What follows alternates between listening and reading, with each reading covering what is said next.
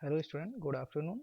जैसा कि हम लोगों ने प्रीवियस लेक्चर में जो है पढ़ा था qualitative measurement method method of surface roughness. ठीक है, मतलब कि सरफेस रफनेस के लिए जो क्वालिटेटिव क्या क्या मेथड्स थे उसके बारे में हमने प्रीवियस लेक्चर में पढ़ा था। तो जो नेक्स्ट हमारा टॉपिक होगा, अभी क्वांटिटी बचा हुआ है तो उसको अभी हम नेक्स्ट पढ़ेंगे। पहले हम ये पढ़ेंगे कि सरफेस रफनेस को डिनोट करने के लिए सिंबल्स कौन कौन से यूज होते हैं।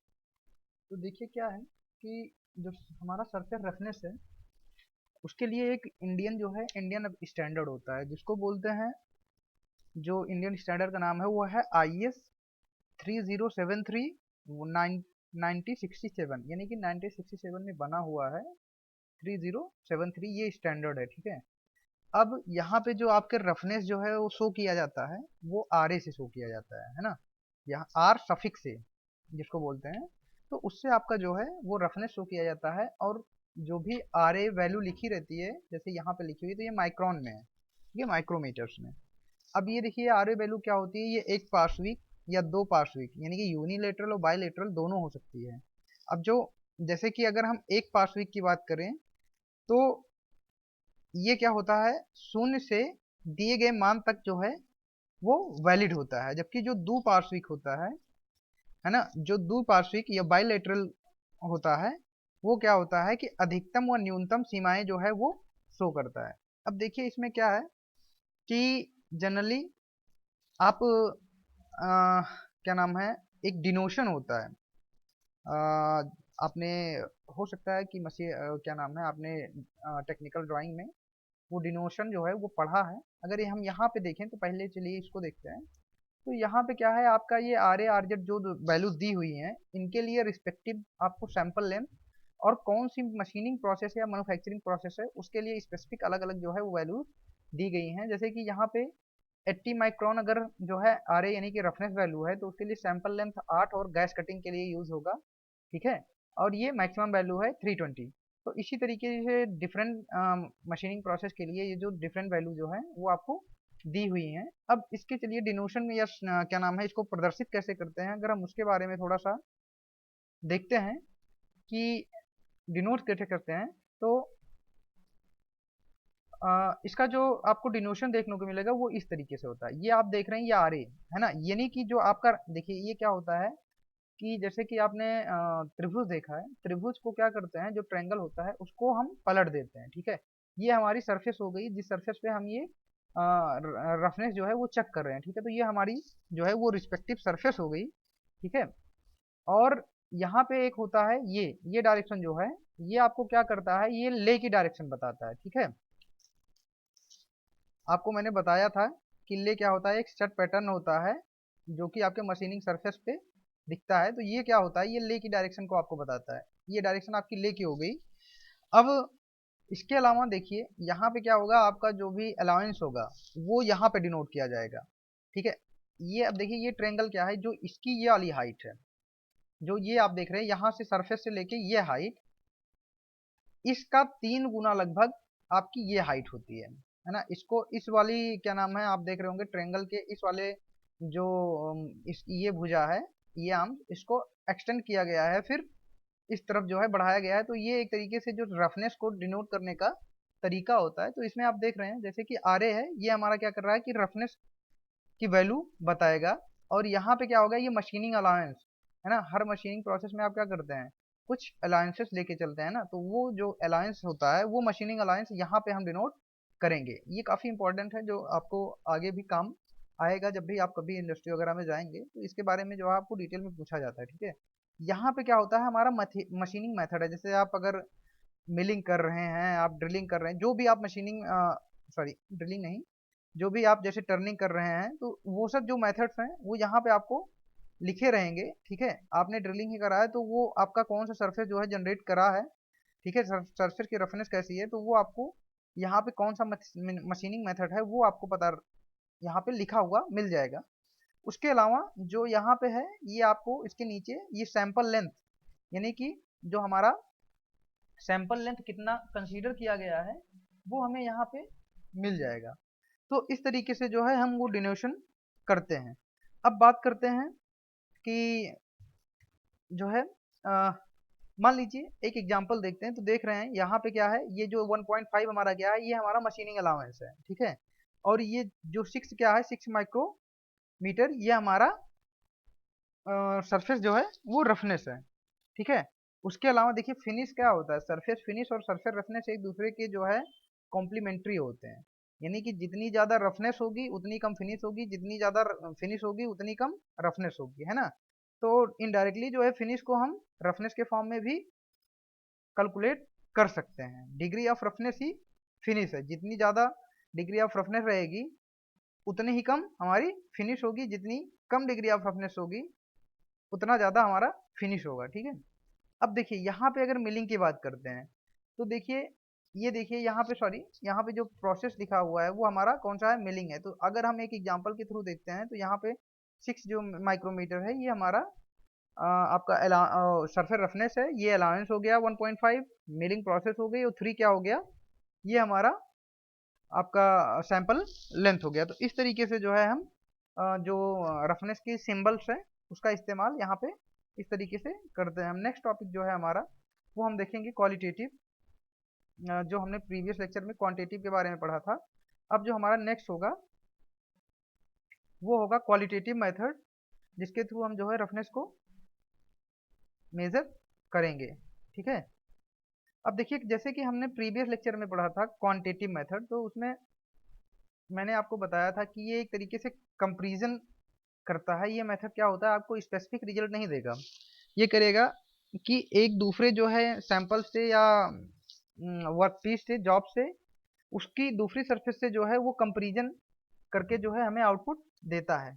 तो ये हमारा जो है वो क्वालिटेटिव क्वांटिटेटिव मेथड होता है, क्वालिटेटिव मेथड होता है। अब जो हम कंसीडर करेंगे वो है क्वालिटेटिव क्वांटिटेटिव मेथड। इसमें क्या होगा, आपको जो है न्यूमेरिकल टर्म्स में वैल्यू मिलेंगी, ठीक है, न्यूमेरिकल वैल्यू मिलेंगी, ठीक है। यानी कि आपको परिणाम जो है, परिणात्मक रिजल्ट मिलेगा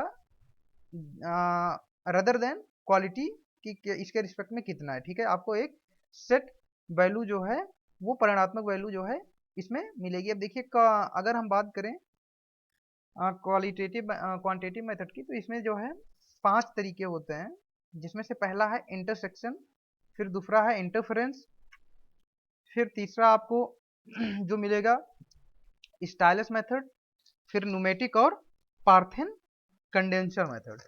तो अगर हम बात करते हैं प्रतिच्छेदन या इंटरसेक्शन की, जो कि पहला है, तो प्रतिच्छेदन या इंटरसेक्शन मेथड में देखिए क्या होता है कि इसमें क्या होता है कि हम जो भी हमारा वर्कपीस, जिसकी भी हमको रफनेस चेक करनी होती है, ठीक है, उस वर्कपीस को हम जो है कट कर लेते हैं, इंटरसेक्ट कर देते हैं, ठीक है। इंटर एक सेकेंड, उस वर्कपीस को जो है हम दो भागों में विभाजित कर लेते हैं, और इंटरसेक्ट करने के बाद उसको माइक्रोस्कोप की सहायता से जो है उस इंटरसेक्शन को हम स्टडी करते हैं। प्रतिच्छेदन मेथड में हम ये करते हैं।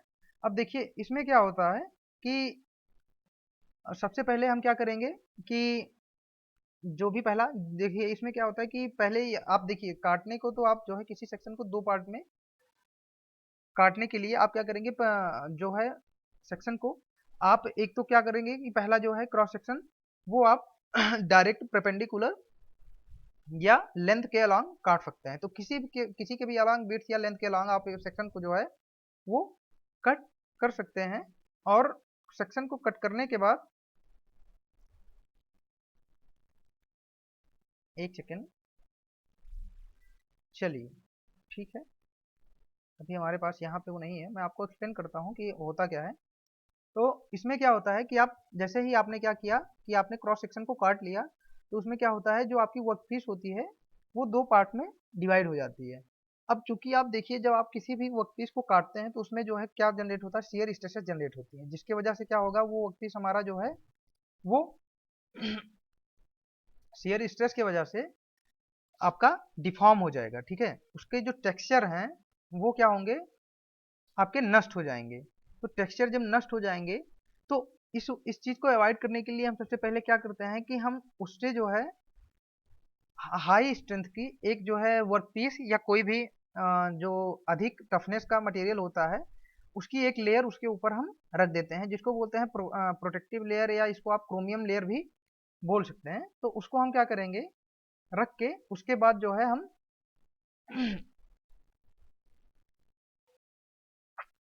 क्या नाम है, कटिंग करते हैं। तो ऐसे में क्या होता है कि जब हम उसको रख के कटिंग करते हैं तो जो हमारा मेन ऑब्जेक्ट है उसमें आपका कोई भी जो है आपका डिफॉर्मेशन नहीं होता है। उसके बाद हम क्या करेंगे कि जब आप एक बार कटिंग कर लेंगे तो हम उसके बाद माइक्रोस्कोप से जो है उसको पूरे को स्टडी करेंगे, ठीक है। स्टडी करेंगे और देखेंगे कि हमारा कहाँ कहाँ पे किस तरीके से जो है वो आपका कंटूर जो है वो किस तरीके से है, और इससे आप फिर क्या करेंगे कि धीरे धीरे जो है वो रफनेस को आप मेजर कर पाएंगे। अब देखिए इसमें एक डिसएडवांटेज हमारे पास ये है कि कार्यखंड के कितना भी हम जो है क्या नाम है सपोर्ट या दूसरा जो है वर्कपीस रखते हैं, लेकिन इसमें नंबर एक बात तो ये सब करने में आपको टाइम अधिक लगेगा। दूसरी चीज है कि आपका जो भी वर्कपीस होगा वो एक उतना एक्यूरेटली जो है वो आपकी सरफेस फिनिश को बता नहीं पाएगा, ठीक है। तो इनसे बचने के लिए हम क्या करते हैं कि सेलुलाइड या जिलेटिन से उस जो सरफेस होता है उसकी एक रिप्लिका बना लेते हैं, एग्जैक्ट उसी तरीके की रिप्लिका, मतलब डुप्लीकेट होता है, ठीक है। तो एग्जैक्ट उसी तरीके का हम एक रिप्लिका बनाएंगे, ठीक है। और फिर उसको सुखा करके उसकी कटिंग करके और फिर माइक्रोस्कोप से उसकी क्या नाम है स्टडी करके हम सरफेस रफनेस को मेजर करते हैं। तो ये आपका जो है ये आपका एक मेथड हो गया, सेक्शन मेथड जिसको बोलते हैं, या इंटरसेक्शन मेथड। इसमें ये आपका पहला हो गया कि क्रॉस सेक्शन को कट करके आप देख सकते हैं। दूसरा मेथड जो है इसको बोलते हैं light section method. Light section method में क्या होता है, इसमें आपका ये नंबर एक बात तो आप जब लाइट सेक्शन की बात करते हैं या लाइट की बात करते हैं तो ये नॉन डिस्ट्रक्टिव मेथड हो जाता है, यानी कि हमको डिस्ट्रक्शन नहीं करना है। जो आपका ओरिजिनल वर्क पीस है उसमें कोई डिस्ट्रक्शन जो है वो नहीं होगा।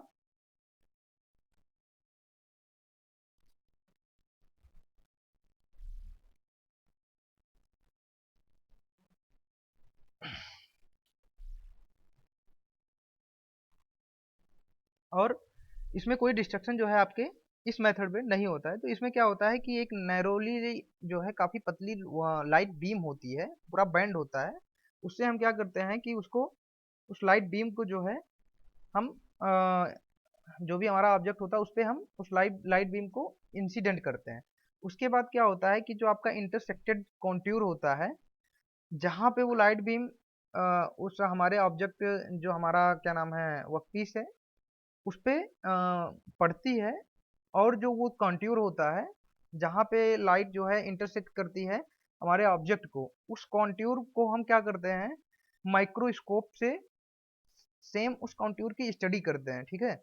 और कॉन्ट्यूर की स्टडी करके हम ये पता कर लेते हैं कि जो टेक्सचर है, क्योंकि लाइट पड़ेगी तो जो प्रोजेक्शन जनरेट होगा उसको हम आसान क्या नाम है आराम से ऑकुलर में जो है व्यू कर पाएंगे। और व्यू करके हम ये पता कर लेंगे कि जो है जहाँ पे लाइट इंसिडेंट हो रही जिस सरफेस पे करंट में उस पे उसका टेक्सचर जो है वो किस प्रकार से है, और इससे जो है हम सरफेस फिनिश जो है उस सरफेस की पता कर पाएंगे। अब देखिए इसके पीछे बेसिक कॉन्सेप्ट क्या है कि आपको पता है जहाँ पे जो इंसिडेंट लाइट होती है और जो आपका क्या नाम है रिफ्लेक्टेड लाइट होती है, अगर इंसिडेंट एंगल और रिफ्लेक्ट एंगल ऑफ रिफ्लेक्शन दोनों सेम है तो जो आपको उस पॉइंट पे जो है जहाँ पे ये दोनों एंगल सेम होंगे तो आपको ब्राइटर फील्ड मिलेगी, है ना। वो जो इंटेंसिटी होगी रिफ्लेक्टेड लाइट की उस एंगल पे काफी ज्यादा होती है, ठीक है। और जब हमारी सरफेस जो है फिनिश नहीं होती है जहाँ पे इंसिडेंट और रिफ्लेक्टेड जो आफ्टर एंगल आफ्टर रिफ्लेक्शन जो होता है रिफ्लेक्शन एंगल वो अलग अलग होता है, तो उसमें क्या होता है आपको जो लाइट मिलेगी वो आपको डार्क फील्ड मिलेगी, क्योंकि वहां पे लाइट की इंटेंसिटी बहुत ही कम होगी, ठीक है। क्योंकि जो इंसिडेंट एंगल होगा और जो रिफ्लेक्टेड एंगल होगा दोनों अलग अलग होंगे। तो ये बेसिक बेसिक कॉन्सेप्ट होता है जिसको हम स्टडी करके और जो लाइट की इंटेंसिटी होती है, ठीक है, उसको मेजर करके हम ये पता कर लेते हैं कि हमारी सरफेस जो है वो कितनी रफ है और कहाँ पे किस प्रकार की सरफेस है, और डिग्री ऑफ रफनेस सरफेस का कितना है, वो हमें जो है एज अ आउटपुट वो गेन हो जाता है, ठीक है। नेक्स्ट टॉपिक जो है इसी में वो है इंटरफेरेंस मेथड, या जिसको आप बोलते हैं व्यतिकरण मेथड, ठीक है। जो जो नेक्स्ट हमारा है वो है इंटरफेरेंस या व्यतिकरण मेथड, जो कि हम नेक्स्ट लेक्चर में देखेंगे। Thank you.